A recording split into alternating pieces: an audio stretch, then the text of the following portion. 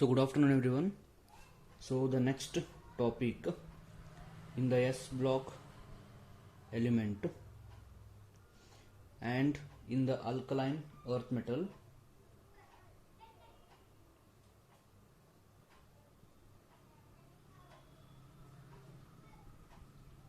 is general characteristics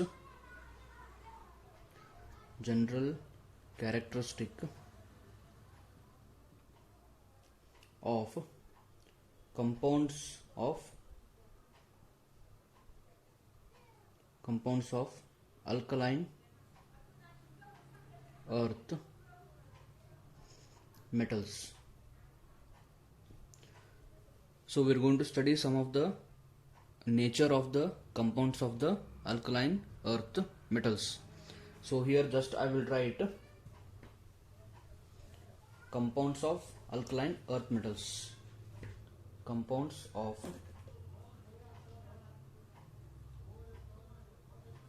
alkaline earth metals. So the first compound here that we will be studying are two compounds.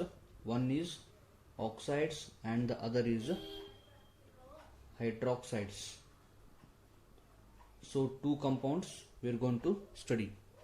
So first of all, let us see how the alkaline earth metals are going to form the oxides. So I will take metal. So this metal, it may be beryllium or magnesium or calcium or strontium or barium. So 2 moles of the metal will react with a single mole of the oxygen molecule and there will be formation of 2MO. So that is metal oxide. So one example I will take here for this reaction. 2 moles of magnesium will react with oxygen forming 2MgO. Magnesium oxide will be formed. So the best method to form these oxides will be from the metal carbonates. So the metal carbonates will be heated and we are going to obtain metal oxides and carbon dioxide gas will be liberated. So this will be solid actually and this will be gas. So gases completely will escape, leaving behind pure solid. This is the best method because gas will be escaping, leaving behind pure solid. So one example I will take here for that. So let me take calcium carbonate. So CaCO3 upon heating we get CaO and CO2 will be liberated as gas. So calcium oxide will be left behind in the solid form, gas will be escaping. So in this way oxides will be formed. So one thing about the oxide is, so there are many oxides. So let me write all the oxides first. So beryllium oxide, magnesium oxide, then calcium oxide, strontium oxide, barium oxide. So here first point is this beryllium oxide is amphoteric in nature. It is amphoteric in nature. So amphoteric means this will react with both acids and base. It will react with both acids and base. So this nature of the beryllium oxide is termed as amphoteric nature. That means it will react with both acids and the base. So the next point, magnesium oxide, calcium oxide, strontium oxide and barium oxide, these are all basic in nature. They are all basic in nature. That means as we go down the group, their basic character will increase. And there is one more property of these oxides. So when they react with water, magnesium oxide, when they react with water, they are going to form MgOH twice, or I can say that they are forming respective hydroxides. They are forming respective hydroxides. So these are the hydroxides that I am talking about. So from the oxide we can form hydroxides here. Yes, so these hydroxides will be basic in nature. So let us now talk about hydroxides of the alkaline earth metals. So I will write beryllium hydroxide, magnesium hydroxide,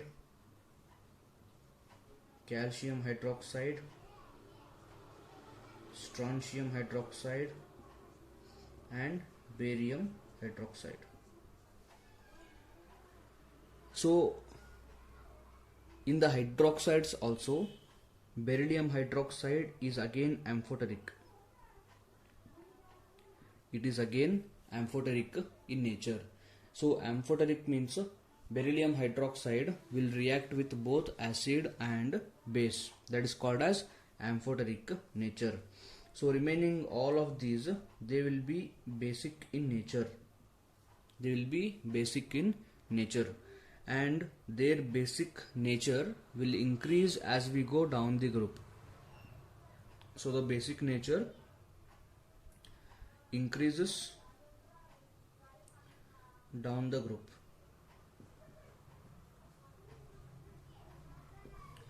So this increase in the basic nature is because of the increase in the size of the alkaline earth metal cation. So what happens here actually is,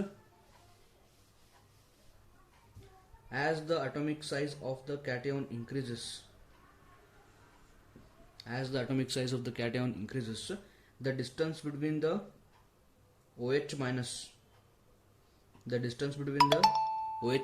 and the H plus will increase. So as the distance between the OH minus and the H plus increases, the OH minus will be having lesser attraction towards the cation because distance is increasing. Therefore the OH minus will be leaving easily when the cation size is larger. Therefore whenever cation size is larger, and that base will be stronger base because OH minus can leave at the faster rate. So bases are the compound which can give OH minus. So if the OH minus is given at the faster rate, that means that will be acting as a stronger base. So now let us go for the next point. So next point is about the halides. So halides means they are going to combine with the halogen, forming respective halides.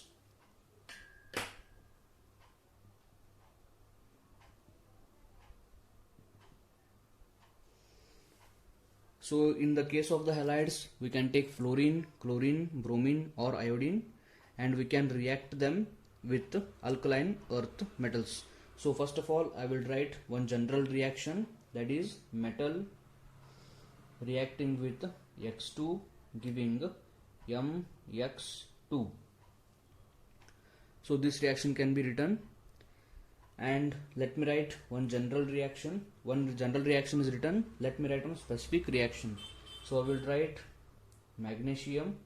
So this will be reacted with chlorine, and we are going to get magnesium chloride. So this compound is formed here. So in the same way, we can also form one more compound, that is beryllium chloride also. But here the beryllium chloride is covalent in nature. It will be covalent in nature. So this covalent nature of the beryllium is because of the smaller size of the beryllium, and since it is covalent in nature, beryllium chloride will be soluble in organic solvent. It will be soluble in the organic solvents. So some of the examples for the organic solvents include methanol, ethanol, propanol, etc. etc. Since beryllium chloride is covalent in nature, so we saw that beryllium chloride is covalent in nature, so it will be soluble in the organic solvents, or I can say that it is less soluble in water. So BeCl2 is less soluble in the water because we know that water is a polar solvent. So beryllium chloride is non-polar, or it is covalent in nature. So just like the beryllium chloride, magnesium chloride also is having little bit of covalent character. So because of that reason, even magnesium chloride will be less soluble in the water, it will be more soluble in the organic solvent. So the next point about the halides is about their covalent and ionic nature. So let me write all the halides. So first beryllium chloride, magnesium chloride, calcium chloride, strontium chloride, and barium chloride. So beryllium chloride and magnesium chloride, they are covalent in nature. They are covalent in nature. So as we go down the group, the covalent nature will decrease and ionic nature will increase, or we can say that ionic character will increase. Ionic character increases. So this increase in the ionic character is because of the increase in the atomic size of the cation as we go down the group. So as the size of the cation increases,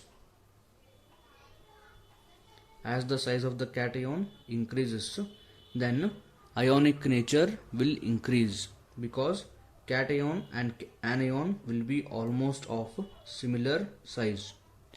Suppose if the cation is very very small and if the anion is very very large, then the electrons which are present on the anion, they will be less attracted towards its own nucleus. They will be more attracted towards the cation's nucleus.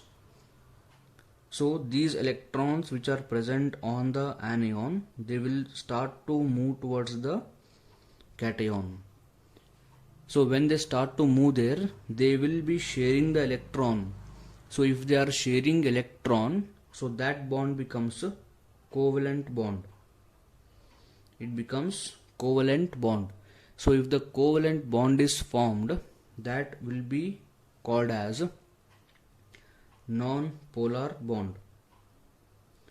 It will be non-polar bond.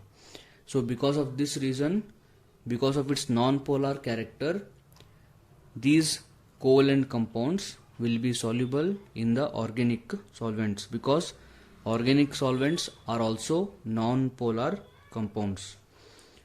So this is about the halides. And one more last and very important point, and this may also be asked in the competitive exams, or if your theory question paper, sometimes, rarely, they will be asking this question. So you have to prepare well for this. So first of all, beryllium chloride.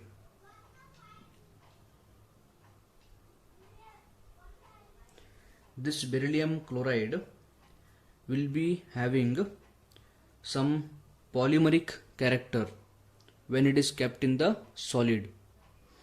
So beryllium chloride will be having some polymeric character. So first of all, we need to know what is monomer.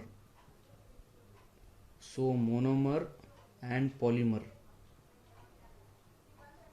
So we need to know about this monomer and polymer first of all, then we can understand what is polymer. So monomer means a single molecule. Monomer means a single molecule. And the polymer words means, so these monomer molecules, n number of the monomer molecules should combine together. So when they combine together, they are going to form a chain of the monomers. A chain that is composed of the monomers will be formed. So the chain that is formed by the combination of the monomers is termed as polymers.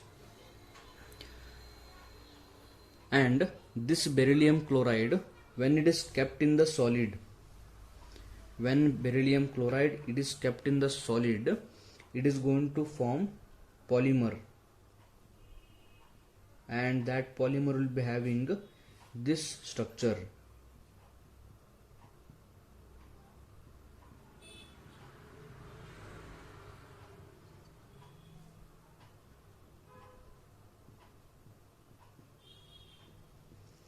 So this is the structure of the polymer of the beryllium chloride. So you have to notice one thing here. So it is nothing but beryllium chloride. Here also beryllium chloride, and here also beryllium chloride. So these beryllium chlorides, they have combined together, forming a polymeric compound. This is formed by the combination of the single BeCl2 molecules, or I can say many number of the single BeCl2, they will combine. Many number of the monomer units of the BeCl2, they will combine to form the polymer of the BeCl2, and this will be in the solid state. It will be in the solid state, and the hybridization of the beryllium will be sp3 hybridization. So if the hybridization is sp3, then shape will be tetrahedral. That will be represented by writing capital T small d, that is standing for tetrahedral. Now this is at solid state at room temperature. Now suppose if this solid state, if it is heated at around 1200 Kelvin, at that temperature, or I can say below 1200, temperature is still high but temperature is below 1200 Kelvin. So below 1200 Kelvin, beryllium chloride will exist as dimer. It will exist as dimer. So this dimer is formed by the combination of the two beryllium chloride molecules, one BeCl2 and this is second BeCl2. So it is formed by combination of the two BeCl2. That is why it is called as dimer. It is called as dimer. So this dimer will be existing in the vapor state below 1200 Kelvin. Temperature is still high but it is below 1200 Kelvin. Now what will happen if we heat this more than 1200 Kelvin? So if we heat this compound for more than 1200 Kelvin, then we are going to obtain a monomer. We are going to obtain a monomer, and this will be in the vapor state.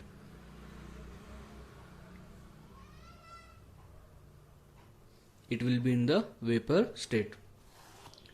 So you should remember what is the structure of the, or what is the state of the BeCl2 at room temperature, below 1200 and above 1200.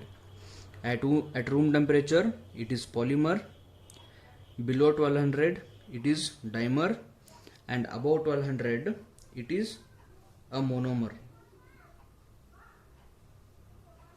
It is a monomer. So if you want to understand this properly, you should understand what is the meaning of the polymer first of all.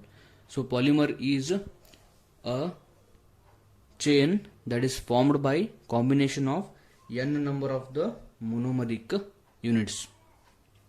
So this is all the detail about the halides of the alkaline earth metals. So our next topic will be salts of the oxo acids. So like I said in the alkali metals, here also salts of the oxo acids are possible, metal carbonates and metal bicarbonates. So along with that, here there are some other compounds also, that is sulfates and nitrates. So let us study them one by one.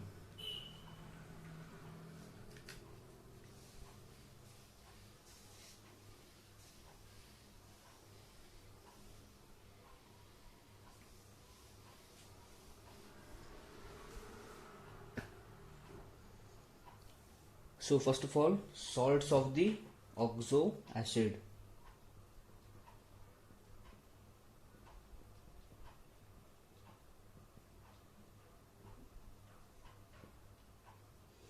So I think you already know the definition of the salt also and the definition of the oxo acids.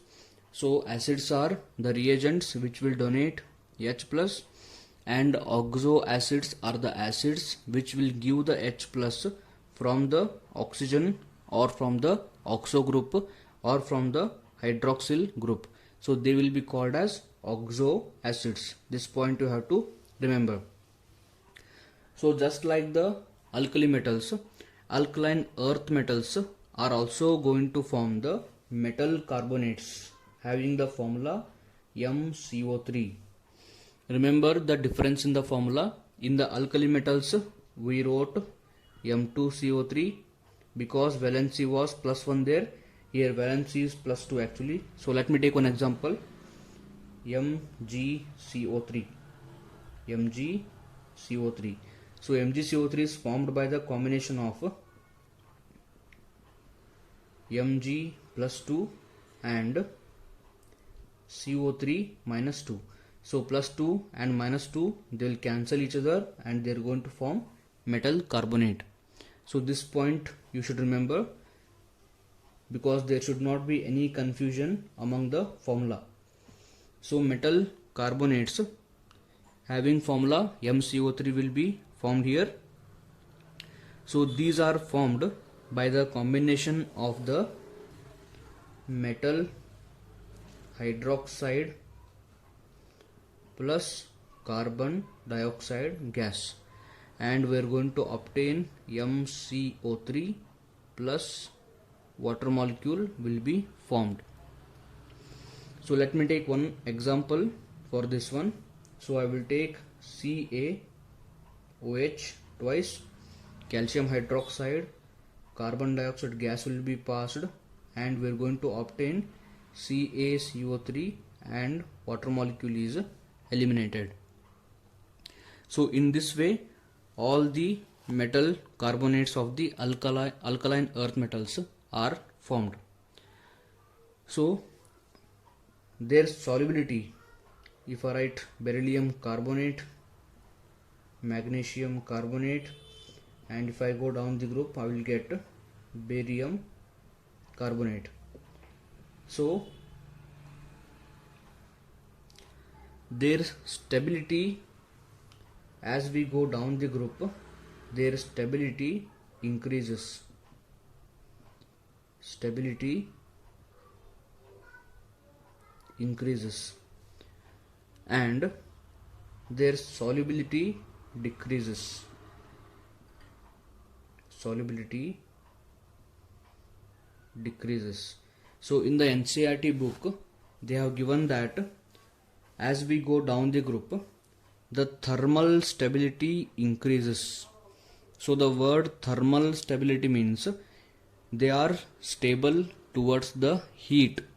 So even if you try to heat them, they will not be dissociated easily. That is the meaning of thermal stability. So as you go down the group, solubility will decrease. So next point.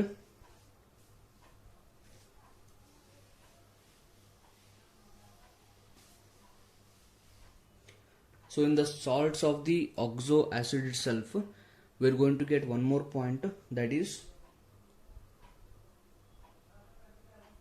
sulfates. So first of all, sulfate. Sulfate means SO4 minus 2. You should not get confused between the sulfate and the sulfide. This is sulfate and this is sulfide.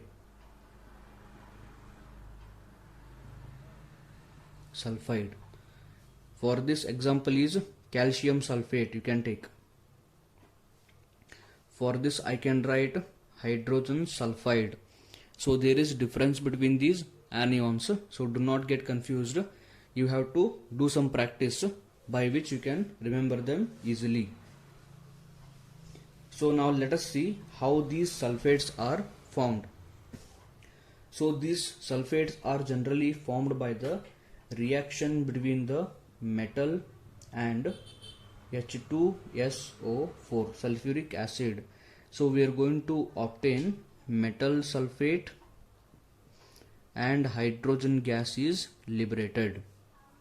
So this is the simple general reaction for the metal sulfates. So one example that I can take is, you can take magnesium and you can react that with H2SO4. We are going to obtain MgSO4 and hydrogen gas is liberated. So when you come to the chemistry lab in the near future, you can see this MgSO4 salt. You can hold it in the hand actually. So it is a colorless crystalline solid which is soluble in the water. Now let us see how the solubility will vary down the group.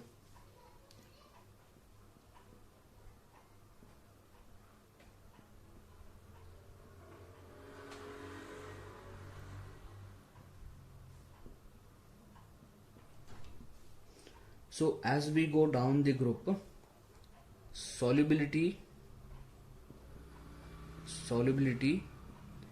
decreases. Solubility decreases. So this decrease in the solubility is because of the increase in the atomic radius of the cation as we go down the group. So as the size of the cation increases down the group, the hydration enthalpy decreases. Hydration enthalpy decreases. So because of the decrease in the hydration enthalpy, the solubility decreases down the group. So beryllium and magnesium, they are smaller in size. Because of smaller size, they will get more hydrated. More hydration will release more amount of energy. So that amount of energy will separate the cation and the anion. So because of the separation, they will dissociate, and when they dissociate, they get soluble. I hope this point is clear. So the last point in the salts of the oxo acid is nitrates.